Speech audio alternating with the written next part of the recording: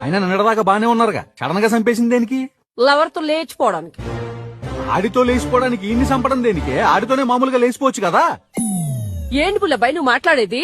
ఒక ఆడపిల్ల, మంచి కుటుంబం నుంచి వచ్చిన పిల్ల, మంచి మర్యాద తెలిసిన పిల్ల, మూడు బ్రతుకుండగానే ప్రియుడితో లేచిపోయిందని ఒక మచ్చ తన మీద పడితే తట్టుకోగలరా?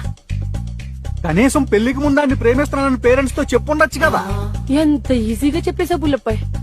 భయభక్తులు, కట్టుబాట్లు, పద్ధతి పాళ్ళ మధ్య పెరిగిన పిల్ల తల్లిదండ్రుల దగ్గర నిలబడి నేను ఒకటి ప్రేమిస్తున్నానని ఎలా చెప్పగలదు పుల్లబ్బాయి? కనీసం అని లేపేసే ముందు కూర్చోబెట్టి ఒక మాట చెప్తే మనసు ఒప్పుకోకపోయినా మనిషిని బతుకుంటే చాలనుకుని ఆడే దగ్గర వీళ్ళిద్దరికి పెళ్లి చేసేవాడు కదా. ఎన్ని యుగాలు గడిచినా, ఎన్ని తరాలు మారినా మా ఆడవాళ్ళ మనసు మీ మగ్గాళ్ళకి ఎప్పటికీ అర్థం కాదు. ముగుడే దగ్గరుండి వేరే వాడికి పెళ్లి చేశాడంటే రేపు వాడు సొసైటీలో తలెత్తి తిరగలడా? తాళి కట్టిన మొగుడు నలుగురిలో నవ్వుల పాలు కాకూడదనే కదా వాడిని లేపేసింది.